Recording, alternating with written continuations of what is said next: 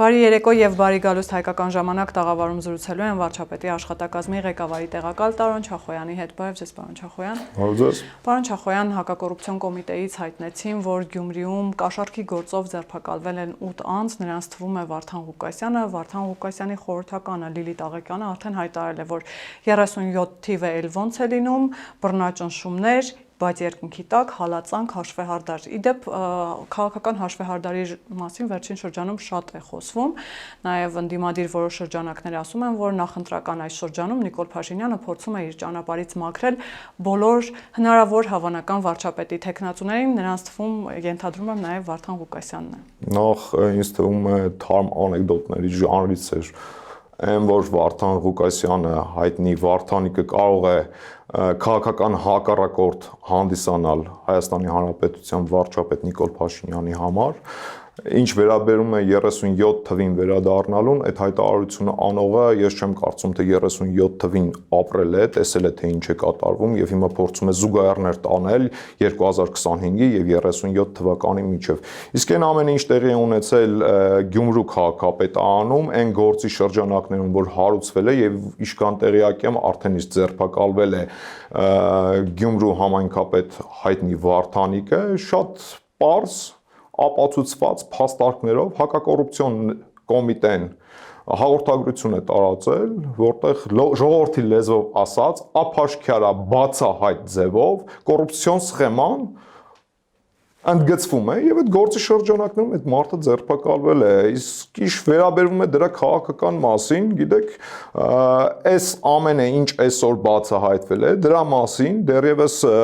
Գյումրիում ընտրությունների ժամանակ փորձում ենք զգուշացնել, կանխագուշակել, տեղեկացնել, հանրությանը տեղյակ պահել, որ գիտեք ինչ կա, եթե լինեն նախկինների կողմից առաջադրված ինչ-ինչ թեկնածուներ, այդ թվում նաև հայտնի Վարդանիկը, արդյունքում ունենալու ենք այս պատկերը եւ արդյունքում եղավ այն ինչ պետք է լիներ։ Գիտեք, ժողովուրդը մի հայտնի խոսք ունի, ասում են կարմիր կովյակ երբեք կաշին չի փոխում եւ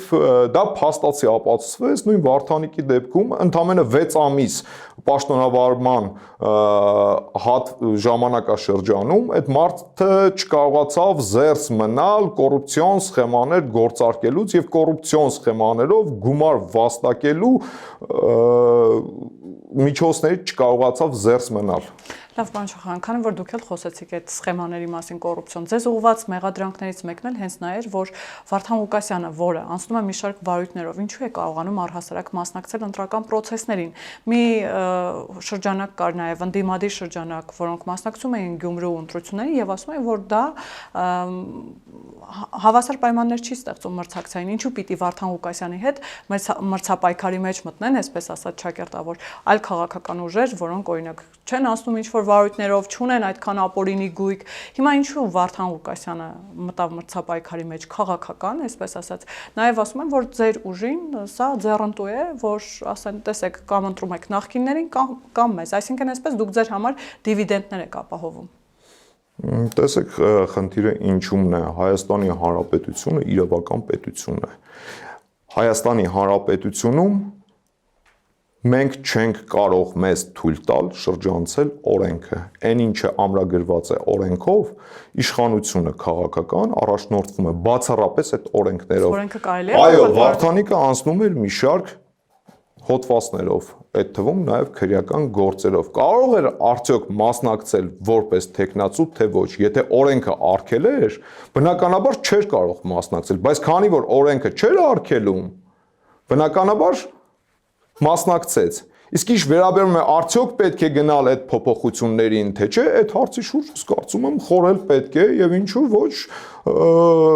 պետք է մտածել այդ ուղղությամբ, այդ թվում նաև օրենքի շրջանակներում ինչ-ինչ սահմանափակումներ դնելու մասին, որովհետև մեր օրերում նամանավանդ վերջի տարիներին շատ հաճախ են այն դեպքերը, երբ որ ինչ-ինչ քրեական գործերով անցնող անձինք, որպեսզի փորձեն քաղաքականացնեն այդ ամեն ինչը եւ ներկայանան որպես քաղաքական զոհ կամ մարդիկ, ովքեր հետապնդվում են իրենց քաղաքական հայացքների համար, մասնակից են դառնում քաղաքական պրոցեսներին։ Դուք նաև հեգնեցիք Վարդան Ղուկասյանի այսպես վարչապետի տեխնացու լինելու այդ տարբերակը հավանականությունը, բայց Վարդան Ղուկասյանը հաճախ էր դրա մասին խոսում, օրերս էլ իր ասուլիսներից մեկի ժամանակ ասաց, եթե ինքը վարչապետ լինի, Վլադիմիր Պուտինի հետ հավասարի նման կշփվի եւ հարցադրումներ կանի, որտեղ է մուշը, ուր է Նախիջևանի հարցը։ Հիմա վարչապետը ըստ էության ասում է այդ համարձակությունը չունի նման հարցեր բարձրաձայնելու, այն էլ հավասարի դիրքից։ Գիտեք, իշկա Վարդանիկը շատ բան կարող է ասել, այդ թվում նաև այլ հայտարարություններ է արել, թե ովքեր դեմ են միութենական պետությանը, թրքահպատակ Շամ որդի են։ Այդ անպատասխանատու հայտարարությունների տեր մարդու արած հայտարարություններին ես կոչ կանեմ ընդհանրապես լուրջ չվերաբերվել, այլ լուրջ վերաբերվել այն գործին, որ այսօր բացահայտվել է, այն կոռուպցիոն սխեմային, որ այսօր բացահայտվել է։ Իմիջիայլոց ես ուզում եմ ասել նաև, որ Գյումրիում մենք այսօր ունենք խայտառակ պատկեր։ Օրինակ, երբ լուրը հայտնի դարձավ, որ իրավապահները մտել են Գյումրու քաղաքապետարան եւ քննչական գործողություններ են իրականացվում Գյումրու քաղաքապետարանում, եկեղեցու զանգերը անընդմեջ խողանջում էին։ Հասկանում եք ինչի հետ մենք գործ ունենք։ ինչի՞։ 44 օրյա պատերազմի ժամանակ եկեղեցու զանգերը չեն ղողանջում։ Սկսեցին ղողանջել այն ժամանակ, երբ որ իրավապահները գնացին կոռուպցիայի մեջ մեղադրվող, բացահայտված կոռուպցիոն սխեմայով անցնող պարագլուխ, այդ կոռուպցիոն սխեմայի պարագլուխ Վարդանիկի հետևից։ Դե եկեղեցին Սա ինչի մասին է վկայում, որ Կտրիչ Ներսիսյանը փորձում է պաշտպան կանգնել կոռուպցիոներներին Վարդանիկի գլխավորությամբ, սա խայտառակություն է։ Իմիջիայլոց, էդ էլ եմ ուզում շեշտեմ, որ 44 օրյա պատերազմի ժամանակ այդ եկեղեցու զանգերը չեն ղողանջում։ Այդ նույն 44 օրյա պատերազմի ժամանակ մոտ 4000 զոհ են ունեցել, բայց ժամանակ եկեղեցու զանգերը ուր էին, ինչի չէին ղողանջում։ Այդ 4000 զոհերը հեչ, իհարկե թող ներող լինեն ինձ բոլորը։ Այդ 4000 զոհերը հեչ, Վարդանիկը մեջ պետք է արձանագրենք, Կտրիչ Ներսիսյանը դարձել է կոռուպցիայի եւ կոռուպցիոն սխեմաներով անցնող անձանց պաշտպանը այս երկրում։ Միգուցե նրա համար, որ ինչպես օրինակ Մայրաթորից բարբերաբար հայտարարում են, այս իշխանությունները թիրախավորել են նաև եկեղեցուն եւ բարբերաբար իսկ միգուցե նրա համար, որ այդ հակակոռուպցիոն կոմիտեի հրապարակած հաղորդագրության մեջ, որտեղ ձայնագրությունն էր լսվում, նույն Վարդանիկի խոսակցության, այդ Վարդանիկը ասում էր եկեղեցուն 10000 պարտքեմ։ Մի հատ կբացատրեք ինձ ինչա նշանակում եկեղեցուն 10000 պարտքեմ։ Վարդանիկը ինչի պետք է եկեղեցուն 10000 պարտք լինի։ Մեր եկեղեցին այդքան հարուստ է, որ Վարդանիկին պարտքով փող է տվել։ Կամ վաշխառությամբ է զբաղվում եկեղեցին, որ պարտքով փող է բաժանում։ Վարդանիկը ինչի պետք է եկեղեցուն պարտք լինի։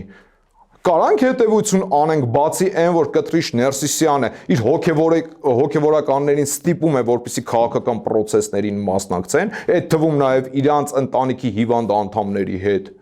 Բացի դրանից նաև ֆինանսական ներդրում է անում քաղաքական պրոցեսների մեջ։ Հակառակ դեպքում Վարդանիկը ինչի պետք է եկեղեցուն պարտք լիներ։ Այս հարցի պատասխանը ով կարող է տալ։ Այդ ամեն ինչը կա հակակոռուպցիոնի տարածած հրապարակած հաղորդագրության մեջ։ Դա բոլորին հասանելի է, կարող են ծանոթանալ, որտեղ Վարդանիկը ասում է, եկեղեցուն 10000 փող եմ պարտք, պետք է տամ։ Ինչի՞ է պարտք։ Լավ, պարոն Չախոյան, եթե եկեղեցու Մայրաթորի հանդեպ, այսպես ասած, թիրախավորում չկա եւ ուղղորդված այդպես արշավ չկա, ինչպես իրենք են նշում, օրերս տեսանյութ հրապարակվեց, ձայնագրություն ավելի ճիշտ, Նաթան arczepiskopos-ի եւ նախկին գավազարակրի կաթողիկոսի, որտեղ ասվում էր, որ ըստ էության նախկին գավազանակիրը Նաթան arczepiskopos-ին ասում էր, որ իր համար կաթողիկոսը դիսկոմֆորտ է ստեղծել, որոշակի դիսկոմֆորտ, որովհետեւ հրաժարվել է մասնակցել ընդդիմադիր հավաքներին Նիկոլ Փաշինյանի դեմ ուղված։ Հիմա, եթե ձայնագրությունը 2023 թվականի ձայնագրությունը ինչու է հիմա հրապարակվում, ինչու նպատակահարմար Նախ պետք է հասկանանք, թե ով է հրապարակել ու այդ հարցը ուղենք իրան, թե ինչի է հիմա հրապարակվել այդ ձայնագրությունը։ Ամբողջ խնդիրը հենց դրանումն է։ Իսկ կողմերից ո՞ր մեկն է հրապարակել այդ ձայնագրությունը։ Կարծեմ երկու հոգու խոսակցության մասին էր, չէ՞, խոսքը։ Ահա, պետք է այդ կողմերը, այն կողմը, ով հրապարակել է այդ ձայնագրությունը, հասկանալ, թե ինչու հենց հիմա հրապարակվեց այդ ձայնագրությունը։ Իմիջիայլոց այդ ձայնագրությունը առաջի դեպքը չէ, որ վկայում են այն մասին, որ Կտրիչ Ներսիսյանի կողմից կամ բռնաճնշումներ հոգևորականների հանդեպ, որպեսզի ստիպեն նրանց ու նրանց ընտանիքներին մասնակցել քաղաքական process-ներին, ընդդիմության հանրահավաքներին։ Ընդամենը 2 օր առաջ Ազատության հրապարակում հայտնի միլիարդատիրոջ շահերի պաշտպանության համար հանրահավաք տեղի ունեցավ Տաշիր Սամոյի համար։ Դուք ընդհանրապես նկատել եք կադրերում, թե քանի հոգևորական կար Ազատության հրապարակում։ Իրենք հայտարարեցին, որ ստիպողաբար չեն եկել, իրենք իրենց կամքով են եկել, քաղաքացի են եւ իրավունք ունեն։ Գիտեք, ինչ կա, պարզ է, որ չեն ասելու Կտրիչ Ներսիսյանը մեզ ստիպողաբար է ուղարկել, որովհետեւ այդ դեպքում մեծ գլխացավանքի մեջ կհայտնվեն իրանք։ Ամեն դեպքում, եթե այդ ընդվզումը կա պարոն Չախոյան, բարբերաբար խոսվում է, որ եկեղեցում էլ հաստ չեն տեղի ունեցածի հետ, ինչու շատ քչերն են դրա մասին խոսում։ Եզակիները կարելի ասել, օրինակ Տեր Արամը խոսեց եւ նրան արդեն հուդա է։ Որովհետեւ ես կարծում եմ, որ եկեղեցու ներսում, այդ թվում նաեւ եկեղեցու ներսում վախի մթնոլորտ է ձևավորված։ Մեր եթե ավելի անկեղծ լինեմ, հոգևորականներից շատերը անձամբ ինձ իհարկե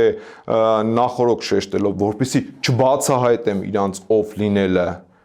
իրենց անունը, անձամբ ինձ բազմիցս դիմել են այն խնդրով, որ այո, կան մեր հանդեպ բռնաճնշումներ, այդ թվում նաև քաղաքական process-ներին մասնակից լինելու համար։ Մեզ փորձում են անընդհատ ներքաշել քաղաքական process-ների մեջ։ Թե չէ ինչ, կարգալույց կլինեն, այսինքն եթե խոսակցության մեջ ինչ էր ասվում։ Ասվում էր, որ իրեն պատրաստվում են կարգալույց անել։ Այդ նույն վախի մթնոլորտում էլ փորձում են պահել մյուս հոգևորականներին, կամ կարգալույս կանեն, կամ կվտարեն ինչ-որ մի հատ հեռավոր գյուղում հոգևոր ծառայություն մատուցելու, կամ կփիլոնազրկեն, կամ չգիտեմ ինչ-որ բան կանեն։ Ամենայն դեպս այս ամեն ինչը վկայում է նրա մասին, որ եկեղեցու ներսում կա վախի մթնոլորտ։ Ու պատահական չէ, որ այս վերջին շրջանում քայլ առ քայլ փորձ է արվում մեր հոգևորականների կողմից, ում հանդեպ Կտրիչ Ներսիսյանի կողմից եղել են բռնաճնշումներ, այդ վախի մթնոլորտը հաղթահարել ու բացահայտել, որ իրանց հանդեպ կան Կտրիչ Ներսիսյանի կողմից բռնաճնշումներ։ Պարոն Չախոյան, ամեն դեպքում Մայրաթորն էլ արձագանքեց, թե ոչ մի հերքում չկար ձայնագրության։ Ամբողջ հարցը հենց դրանն էր, Մայրաթորը ինչ է ասում։ Այդ արձագանքը։ Սա քաղաքական հետ։ Արձագանքը դուք ծանոթացել եք։ Այո։ Մայրաթորը ասում է երկու հոգու միջև եղած գաղտնի խոսակցությունը գաղտնազերծելը օրենքով հետապնդելի է։ Okay, շատ լավ, ընդունում եմ, ես էլ եմ համամիտ։ Մարդկանց ապօրինի գաղտնալսելը, այո, համամիտ եմ, քննադատում եմ, որ գաղտնի լսում են մարդկանց։ Բացի դրանից, նաև հրապարակում են, բայց հարցի մյուս կողմը եկեք նայենք, այդ մարդիկ ինչ են խոսում։ Այդ մարդիկ խոսում են, որ Կտրիչ Ներսիսյանը ստիպում է մասնակցել ընդդիմության հանրահավաքներին։ Իսկ սրա մասին Մայրաթորը, այսինքն Կտրիչ Ներսիսյանը, որևիցե հերքում չի տալիս։ Չի ասում, որ գիտեք ինչ կա, ես չեմ ստիպում հոգևորականներին մասնակցել քաղաքական process-ներին, չեմ ստիպում մասնակցել ընդդիմության հանրահավաքներին։ Սրա մասին հերքում դուք որևիցե տեղ տեսել եք։ Մինչև այսօր ես նման հերքում չեմ հանդիպել։ Ոնց որ հերքում չեմ հանդիպել այն հարցի շուրջ, որ Կտրիչ Ներսիսյանը ունի զավակ։ Մինչ օրս այդ փաստը չի հերքվել Կտրիչ Ներսիսյանի կողմից։ Մի քանի օր առաջ էլ մեկ այլ հրապարակում եղավ սոցցանցերում, կայքերից մեկն էր կարծեմ գրել, Կտրիչ Ներսիսյանի եղբոր Եզրասի մասին, որ տարիներ շարունակ գործակալ է եղել եւ գործակալական ծառայություններ է իրականացնում։ Դրա մասին էլ հերքում չեղավ մինչ այսօր։ Այսինքն ինչ գործելավոճ են այս մարդիկ իրենց համար ստեղծել։ Փակվել են մի անկյունում, երբ իրենց ձեռ է տալիս մի հատ ինչ-որ կարճ հաղորդագրություն են սպրտում դաշտ, հանրությանը մատուցում ու այդքանով փորձում են սահմանափակվել։ Դուք հասկանում եք մենք ինչի այդ գործ ունենք։ Վեհափարի աթոռը զավթած անձը Կտրիչ Ներսիսյանը իր հոգևոր հոտի հետ շփվելու խնդիր ունի, իր հոգևոր հոտին պարզ հարցերի շուրջ բացատրություն չի կարողանում տալ, հաշվետվություն չի կարողանում ներկայացնել։ Ամբողջ Հայաստանը գիտի նրա մասին, որ Կտրիշ Ներսիսյանը ունի զավակ։ Այդ մարդը այսօր մինչև այսօր չի երգել դրա մասին։ Դուք երբևէ կամ տեսել եք Կտրիշ Ներսիսյանը դուրս գա հանրության մեջ, իր ժողովրդի հետ շփվի։ Երբևէ տեսել եք, երբևէ նկատել եք։ Ես երազում եմ, բառի բուն իմաստով, եւ ես երազում եմ, որ վեհապար հայրապետը դուրս գա իր ժողովրդի հետ շփվի։ Ես վստահ եմ, որ իմ նման շատերն են դրա մասին երազում, բայց մենք չունենք դա։ Որովհետև այդ ժամանակ ինքը կարող է հայտնվել շատ վատ իրավիճակում, մարդիկ սկսեն բարձրացնել հարցեր, որոնք Կտրիշ Ներսիսյանի քիմքին այդքան էլ հաճելի չլինեն։ Օրինակ զավակ ունի թե չունի։ Ստիպում է հոգևորականներին քաղաքական պրոցեսների մեջ մտնել թե ոչ։ Այս մարդիկ մի հատ ինչ-որ կոմֆորտ ու յուտ անկյուն են ստեղծել իրենց համար, խոսքը Կտրիշ Ներսիսյանի եւ նրա շրջապատի մասին է, կոմֆորտ զոնա են ստեղծել, թայֆաբազությամբ են զբաղված, իրանց թայֆայով հավաքվում են, ինչ-ինչ հարցեր քննարկում են, հարցերի լուծումը տալիս են, դակում են ու անցնում են առաջ։ Մենք հավաքվեցինք, գցեցինք, բռնեցինք, սենց որոշեցինք, ուզում եք էտա, չեք ուզում էտա։ Եղբայր մի րոպե։ Բա քո հոգևոր հոտը Բաքու հոգևոր հոտը, որ ուզում է իր վեհապարին մաքրագույն մարդ տեսնի։ Դու ինչև այսօր չես հերքել, որ զավակ չունես, չնայած որ ունես, չես կարող հերքել, դրա համար էլ մինչև այսօր չի հերքել։ Կամ այդ եկեղեցու զանգերը այսօր ինչի համար են ղողանջում, կբացատրեք ինձ հասկանամ։ Վարդանիկը իր ձայնագրության մեջ պարզ ասում է, եկեղեցուն 10,000 պտի տամ։ Հիմա կարամ հասկանամ ես, որ Կտրիշ Ներսիսյանը այդ Վարդանիկի կոռուպցիոն սխեմայի մեջ փայ ուներ։ Դրա համար էլ եկեղեցու զանգերը ղողանջում էին անընդհատ, երբ որ պատերազմի ժամանակ այդ եկեղեցու զանգերը լռում էին։ Պարզ տրամաբանությամբ էին ղողանջում, բա որ հանգարց Վարդանիկին փակեն այդ 10,000-ը ով է տալու։ Այս տրամաբանությամբ էին այդ զանգերը ղողանջում։ Սա խայտարակություն է ուղղակի։ Պարոն Չախոյան, քանի որ նաև խոսեցիք կաթողիկոսի եղբոր մասին եւ մամուլում տեղ գտած լուրերի մասին, գործակալ բառը կարծես թե վերջի շրջանում շատ մոդայիկ է դարձել, այսպես տեղի անտեղի բոլորին այսպես անգամ լուրջ պետական պաշտոնյաների ասում ենք, որ օրինակ այս երկրի գործակալն է, այն երկրի գործակալն է, կաթողիկոսի մասին գոնե շշուկով նման խոսակցություններ կան, նման հայտարարություններ են անում։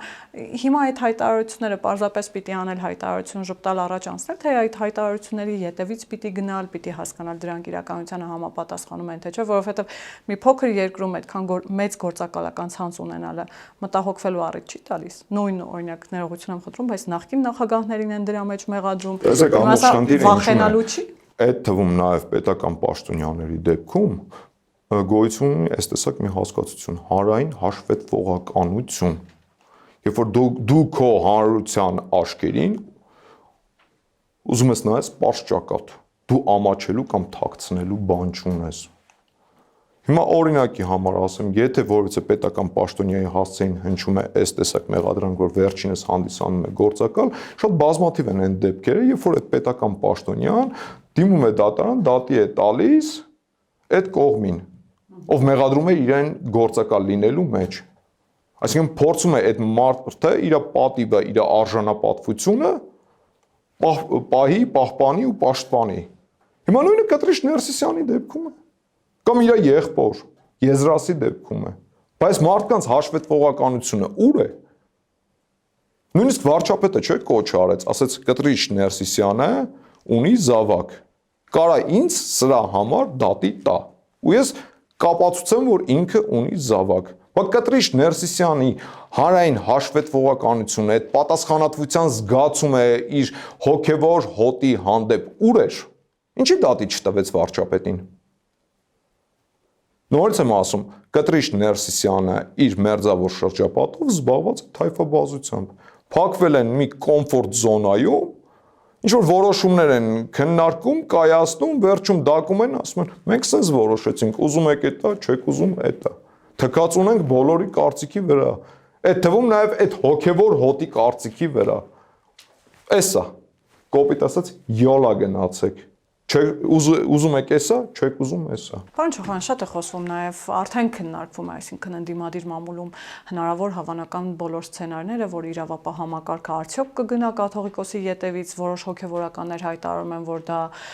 ձեռք բարձրացնել կլինի մեր սրբությունների վրա, որոշները հայտարարում են, որ եթե կաթողիկոսին ձերբակալեն, ապա իր կալանավայրը կդառնա կաթողիկոսարան եւ իրենք եւ նաև հավատացյալ հոտը կհավաքվի այդտեղ։ Հիմա ինչպիսի հանգուցալուծում եք դուք տեսնում եւ այդ արդյոքների պատասխանը դուք ունեք թե չէ։ Ինչ վերաբերում է այդ շահարկումներին, արդյոք իրավապահները կաշկանդված են թե չէ,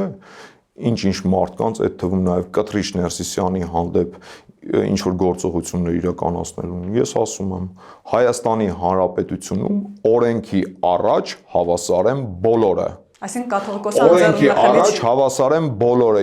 այդ թվում նաև Հայաստանի Հանրապետության վարչապետը եւ Կտրիչ Ներսիսյանը, եւ ես կարծում եմ, որ իրավապահ համակարգին, իրավապահ մարմիններին ոչինչ ու ոչ ոք չի կարող կաշկանդել հարկ եղած դեպքում գործողություններ իրականացնելուն, անկախ անձանցից եւ անկախ վայրերից։ Լավ, պարոն Չոխյան, վերադառնանք մեր ձևով շարժմանը եւ վերջին օրերին տեղի ունեցող այդ ակցիաներին, նաեւ ուխտագնացությանը կարող ենք անդրադառնալ, այ դուք ասացիք, որ կաթողիկոսը իր հոտի հետ չի շփվում, բայց Կիրակի օրը օրինակ մեր ձևով շարժման կազմակերպած ուխտագնացության ժամանակ կաթողիկոսը անձամբ դուրս եկավ, աղոթեց, խոսեց քաղբանտարկյալներից, Աջապահյանից, Գալստանյանից, Սամվել Կարապետյանից, ասաց, որ ի տարբերություն այս եղած դժվարությունների եւ հարձակումների իրենք անսասան են լինելու եւ աղոթելու են, պայքարի մեջ են, այսինքն ամեն դեպքում այս հայտարարությունները, որոնք երբեմն նաեւ քաղաքական են, կարող են մրցակցության մեջ դնել։ Մրցակցության մեջ դնել ում կամ ինչի հետ։ Կաթողիկոսի եկեղեցու, որովհետեւ հաճախ մեղադրում են ձեզ քաղաքական հետապնդում իրականացնելու համար։ Այսինքն նույն հոգեվորականները, որոնք ձերբակալված են, Աջապահյանը, Գալստանյանը, նրանց քաղաքական Եկեք նախ փաստենք, որ նախ առաջինը ոչ թե եկեղեցին, այլ Կտրիչ Ներսիսյանը իր մերձավոր շրջապատով, առաջինը Կտրիչ Ներսիսյանն իր մերձավոր շրջապատով մուտք գործել քաղաքականություն եւ զբաղվում է քաղաքականությամբ։ Եվ դրանք քաղաքական հետապնդում են։ Երբ որ դուք շեշտում եք, որ Կտրիչ Ներսիսյանը դուրս եկավ իր հոգեվոր հոտի հետ շփվեց, ում հետ շփվեց։ Տաշիր Սամոյի մերձավոր շրջապատի Տաշիր Սամոյի մերձավոր շրջապատն է միայն հոգևոր հոտը Կտրիչ Ներսիսյանի համար, լուրջ, բա մնացած մարդիկ, բա մնացած բնակչությունը, Հայաստանի այն մնացած քաղաքացիները հոգևոր հոտ չեն Կտրիչ Ներսիսյանի համար, բա մնացածի հետ ինչի դուրս չի գալիս շփվում, թե մնացածը միլիարդատեր չեն դրա համար։ Ես կարծում եմ, որ մեր հանրությունը շատ քաջ ու հստակ գիտակցում է, թե իրականում ինչ է կատարվում։ Կտրիչ Ներսիսյանի հոգևորականները ընդամենը 2 օր առաջ ինչի համար էին գործողվել Ազատության հրապարակ։ Ու ամեն անգամ Տաշիր Սամոյի հարցում եղած բոլոր process-ներին իրանք մասնակից են դառնում։ Այդ թվում նաև դատական նիստերին։ Չգիտես ինչի սևազգեստների մի խմբակ է, տպավորություն է թողնում նույնիսկ, թե Կտրիչ Ներսիսյանի միլիարդատեր ազատող խմբավորումն է, ամեն անգամ հայտնվում է դատարանների դիմաց, երբ որ աբսուրդի ժանրից է, էլի։ Լավ ժողովուրդ, դուք մենակ միլիարդատերի իրավունքները պաշտպանելու համար եք։ Հայաստանի Հանրապետությունում տեղի ունեցավ մարտի 1։ Մարտի 1-ի ժամանակ ունեցանք զոհեր, դրանից հետո եղան բազմաթիվ դատական process-ներ։ Այդ զոհերի հարազատների կողքը երբևէ այդ նույն հոգևորականները գնացել կանգնել են, չէ, ինչ չեն կանգնել, միլիարդատեր չէին դրա համար, այսինքն Կտրիչի հոգևորականները պաշտպանում են միայն միլիարդատերերին, ես ճիշտ եմ հասկանում, կներեք, բայց սա աբսուրդի ժանրից է, բայց մնացած մարդիկ ինչ են զգալու, որ իրանք հոգևոր հովիվ չունեն, ու իրականում չունեն, ես դեզ ասեմ, որովհետև Կտրիչ Ներսիսյանը կաթողիկոս չէ եւ չի կարող լինել կաթողիկոս։ Պատճառների մասին բազմաթիվ անգամ խոսացել ենք։ Իսկ ինչի մարտի 1-ի պատասխանատուները դեռևս որևէ պատասխանատվություն չեն կրել, վարչապետը բազմիցս հայտարարել է, որ մարտի 1-ը բացահայտված է, միեդի վերջին վճիռը եկավ կարծես թե դա ապացուցելու, բայց ամեն դեպքում նույն այդ զոհերի հարազատները ինչ պիտի զգան։ Ես կարծում եմ ձեր հարցը ավելի ճիշտ կլինի ուղղել իրավապահ համակարգին, դրա պատասխանը իրավապահ համակարգը պետք է տա։ Իսկ թե ինչը տեղի ունեցել մարտի 1-ին, մենք բոլորս շատ լավ գիտենք։ Ու նորից եմ կրկնում, նույն մարտի 1-ից հետո Կտրիշ Ներսիսյանը իր խմբակի հետ ուր էր։ Հա, ու թույլ տվեք հիշեցնել, որ Կտրիշ Ներսիսյանի խմբակները մեկ էլ հայտնվում են 2018-ից առաջ տեղի ունեցող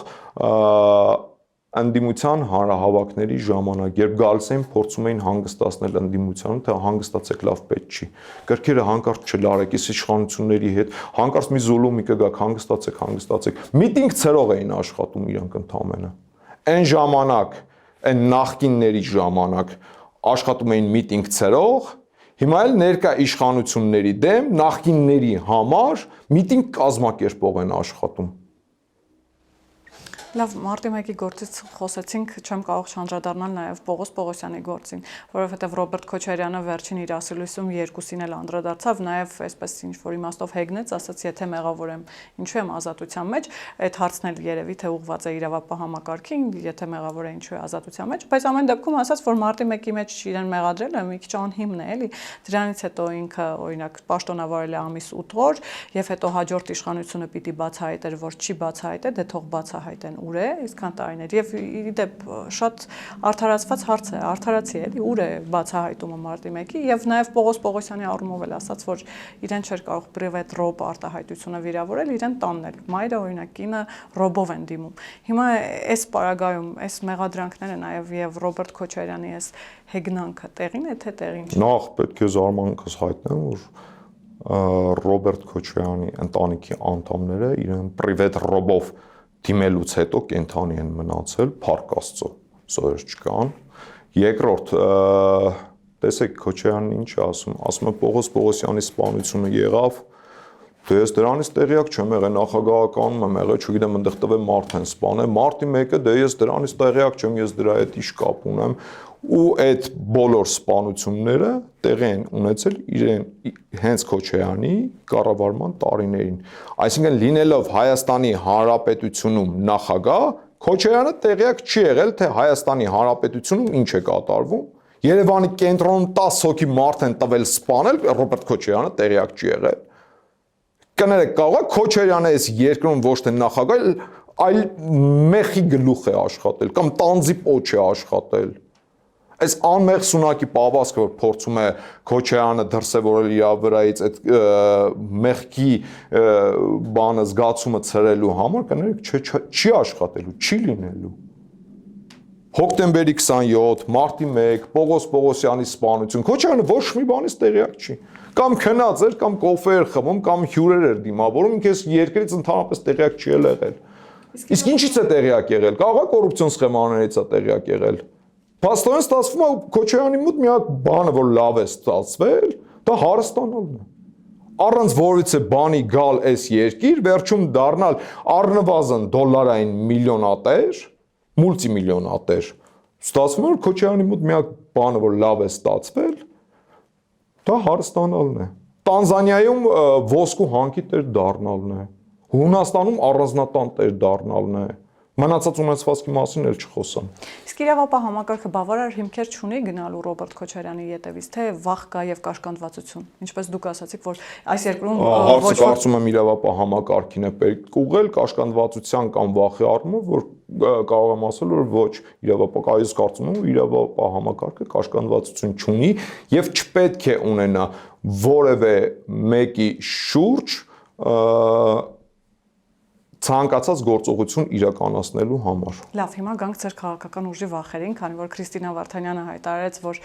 ամբողջ քաղաքացիական պայմանագիրը խոսում է պաստառին եղած մի վրիպակի մասին, դա խոսում է, որ իրենք վախեցած են եւ ցայտնոտի մեջ են, որովհետեւ տեսել են, թե ինչ բազմահազարանոց ցույց է տեղի ունեցել օրերս, մեր ձևովի ցույցը նկատի ունեմ եւ նաեւ ՌՏ հեռուստաալիքը Մարգարիտա Սիմոնյանը անձամբ փաստում էին, որ 25000 մարդ է եղել, ընդդիմադիր որոշ շրջանակներ 30-50 հազար 7000-ի մասին էին խոսում, բայց տարօրինակ է, որ իրազեկ քաղաքացիների միավորումը ընդամենը 7000-ի մասին էր խոսում, նախ էս հասկանանք այս դիսբալանսը ինչից է առաջացել թվերի առումով, եւ նաեւ իսկապես այդքան մեծ մտավախություն կա, որ մեր ձևով շարժումը, որը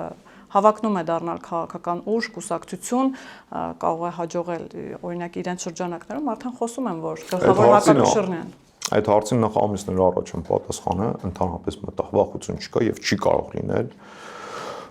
մեր ձևով կոչվող շարժման հետ կապված։ Հիմա անդրադառնանք մի շարք շարժումներին, ասում են 30,000 շարժման առաջնորդներից մեկը հանդգնեց նույնիսկ թիվ հնչեցրեց 30,000 եւ ավել մարդ է եղել Ազատության հրապարակում։ Իրականում մենք գործ ունենք շատ պարզ տգիտության հետ, որովհետեւ ամենահասարակ պարզ հաշվարկը ցույց է տալիս, որ Ազատության հրապարակում չի կարող տեղավորվել ֆիզիկապես 30,000 մարդ։ Ազատության հրապարակի մակերեսը ընդամենը 6000 քառակուսի մետր է։ 1 քառակուսի մետրի վրա կարող է կանգնել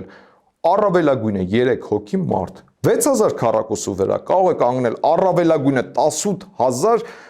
մարդ։ Այդ ոնց ստացվեց, որ 30,000 մարդ տեղավորեցին։ Կամ այդ թռչնի թռիչքի բարձրությունից արված լուսանկարները պարզ վկայում են, չէ՞, որ այդ մակերեսի վրա կանգնած մարդկանց թիվը, խտությունը 30,000-ի հաստատ չի հասնում։ Ինչի մասին է խոսքը։ Ում են դրել միամիտի տեղ, կամ իրանց տգետ հալով եկել են այս ժողովրդին ուզում են դնել տգետի տեղ։ Պարզ հաշվարկ է, չէ՞, 18-ի, լավ մաքսիմում 20,000, բայց 30,000-ը ուր մնաց։ Կամ ոնց է ստացվում, որ իրենք ասում են 30, իմիջիայլոց ֆեյքերով էլ տարածում են, ասում են 40, 50, 60,000 մարդ է հավաքվել։ Ֆեյքերով իրենց գնաց լրատվամիջոցներով այդ կեղծ տեղեկատվությունը տարածում են, բայց Դանիել Իոնիսյանի իրազեկ քաղաքացիների միավորումը նկարում դնում հաշվում է, պարզվում է ընդամենը 7500 հոգի են։ Բայց այդ ոնց ստացվեց։ Այդ ֆեյքերով, ստերով ու կեղծիքով էլ վաղը չեմ այսօր պատրաստվում են գնալ ընտրությունների։ Լուրջ։ Այդ իրանց ֆեյքերին են տանելու ընտրեն։ Կամ այդ ֆեյքերը, որ վխտում են դաշտում, գիտեք, չենք նկատում, չենք տեսնում։ Ինչ վերաբերում է իրենց հայտարարություններին, իրանք ինչ էին ասում։ Մենք պրոֆեսիոնալների, մեր ձևով շարժման նախաձեռնողները հայտարարում էին, ասում են, մենք պրոֆեսիոնալների թիմ ենք հավաքելու, մասնագետների թիմ ենք հավաքելու։ Եղբայր, ձեր պրոֆեսիոնալներին տեսանք։ Այն օրը Ազատության հրապարակում պաստառի վրա ինչ եք գրել։ Ազատություն, լուրջ, էտա ձեր պրոֆեսիոնալիզմը։ Դուք մի հատ հասարակ պաստառ չեք կարողանում սարքեք։ Սա որ ազատություն է գոռում, դուք ազատություն բառը նույնիսկ գրել չգիտեք։ Դուք եկել եք մի ամբողջ երկիր եք ուզում կառավարեք։ Կներեք, բայց սա շատ անլուրջ է։ Կամ ինչ է նշանակում իրանց քաղաքական չասեմ, լավ, միլիարդատեր լիդերը կանգնում հայտարարում է, ասում է, մեր ձևով, մինչև այսօր ամբողջ ազգու տակով գլուխները խփում են, պատին պատը խփում են գլուխներին, փորձում են հանրությանը մի ձև բացատրեն, թե ինչ է նշանակում մեր ձևովը։ Ինչ է դա նշանակում, դուք գիտեք այդ հարցի պատասխանը։ Բացատրությունը գիտեք։ Ես անկեղծ չգիտեմ, փորձում եմ հասկանամ, բայց ոնց հասկացա, հույսս արդեն կտրել եմ, ոնց հասկացա, իրանք էլ չեն կարողանալու բացատրել։ Մեկը ասում է հայավարի, այն մյուսը ասում է ազատության սլոգան, այն մյուսն ասում է ամեն մարդ իր ձևով։ Այդ ո՞րն է։ Այս մարդիկ քաղաքականապես տգետ են։ Ու ելի եմ ասում, այն ծանր պատասխանատվությունը, որ թողել են այդ երիտասարդների վրա, այդ երիտասարդները դրա տակից դուրս չեն գալու, չեն ձգելու, չեն կարողանալու դրա տակից դուրս գալ։ Մինչև այսօր չեն կարող բացատրեն, թե ինչ է նշանակում մեր ձևով։ Էլ ուր մնաց հետագա քաղաքական process-ներին կարողանան մասնակցել։ Դուք ոնց եք պատկերացնում 26 թվականի բանավեճին գալու են Նիկոլ Փաշինյանի դեմը կանգնեն, ինչ են ասելու այդ երեխեքը։ Ասելու են 32 տարի է հորս տղեն եմ, շատ հպարտ եմ, որ հորս տղեն եմ։ Էդ է լինելու իրանց քաղաքական ուղերձը։ Չէ լուրջ։ Գիտեք ինչ կա փափուկ բամբակների մեջ մեծացրած մարդկանց քաղաքական բարդ process-ներ վստահելը բավականին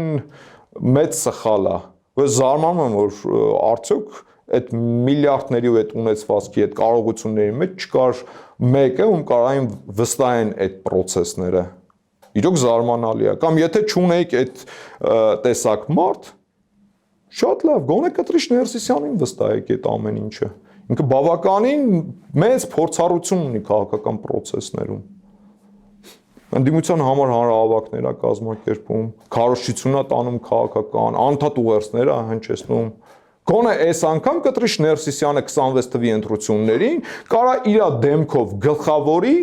մեր ձևով շարժման ցուցակը։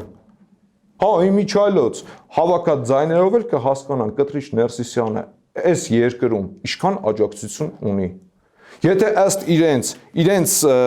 հոգեբոր հովիվը, վեհապարը, չնայած Կտրիշ Ներսիսյանը վեհապար չի եւ չի կարող լինել, մեծ վստահություն է վայելում հայ ազգի կողմից, շատ լավ 26 թվականի ընտրություններին թող գլխավորի մեր ձևով շարժումը, քաղաքական հայտ ներկայացնի, ժողովուրդն էլ իր քվեն տա Կտրիշ Ներսիսյանին։ Մենք էլ կհամոզվենք, որ հա, գիտեք, ինչ կա, շատ մեծ վստահություն է վայելում Կտրիշ Ներսիսյանը։ Տեսեք, այսքան մարդ է քվեարկել իր օգտին։ Գիտեք, քիչ են անում։ Ինչի՞։ Որովհետև չեն հավաքի են քվեն ու չունեն այն վստահությունը, որի մասին իրանք անընդհատ խոսում են։ Պարոն Չի լինելու։ Ամեն դեպքում Նարեկ Կարապետյանը հայտարարել է, որ իրենք առաջադրելու են վարչապետի այնպիսի տեխնացու, որ ընդունելի կլինի բոլորի կողմից, իսկ գաղափարական ղեկավարը այնուամենայնիվ լինելու է Սամվել Կարապետյանը։ Այսինքն, եկեք հասկանանք։ Մունետիկների կառավարությունն են ուզում ձևավորեն։ Այսինքն ի՞նչ է նշանակում գաղափարական առաջնորդը լինի Սամվել Կարապետյանը, բայց մեր տեխնացուն լինի մեկ այլ մարդ։ Այսինքն, եկեք մի հատ հասկանանք, այս մանկապատանեկան այս մանրապատումը ի՞նչ է նշանակում։ Բերենք մի հատ շինծ ու տեխնացու, ասես կախենք աշների դեմը, խաղացնենք, մտածեք ինքն է մեր տեխնացուն, բայց իրականում իրան ղեկավարում է Տաշիր Սամոն։ Էդ է այս մարդկանց ասածը։ Լուրջ։ Հայաստան իրանք լուրջ մտածում են, որ Հայաստանի Հանրապետության քաղաքացին գնալու է քվեարկի մի հատ ինչ-որ շինծու տեխնացուի օգտին։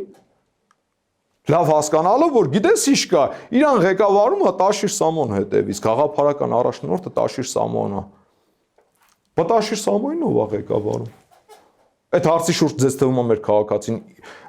այդ հարցի պատասխանը չունի կամ այդ հարցի շուրջ չի մտածում։ Իհարկե մտածում է, հարցի պատասխանն էլ լավ գիտի։ Այսինքն մունետիկ ենք մենք սարքում։ Սա աբսուրդ է, հասկանում եք։ Բերեն կարգեն մի հատ շինծու տեխնացու, որին ղեկավարում է իրականում Սամվել Կարապետյանը։ Աբսուրդ։ Եվ քանի որ սկսեցինք Գյումրիից, պարոն Չախոյան, վերջին հարցս փորձեմ ամփոփել։ Արդյոք Գյումրիի երկու սցենարի մտավախությունը չկա, որովհետև դրա մասին շատ է խոսվում։ Գյումրի երկու սցենարը երբեք այլևս չի կրկնվելու, որովհետև ես ավելի քան վստահ եմ, որ մեր հանրությունը մի անգամ գնաց այդ ճանապարհով, փորձեց հավատալ, որ